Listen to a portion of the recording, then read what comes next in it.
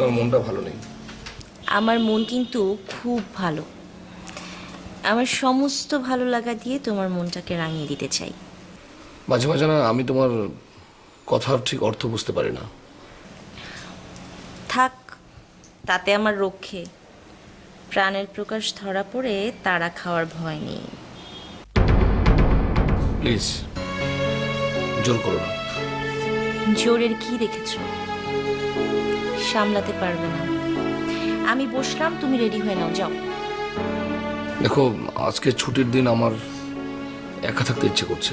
নিজ ইচ্ছেতেই জীবনের এতটা কাল পার করেছো,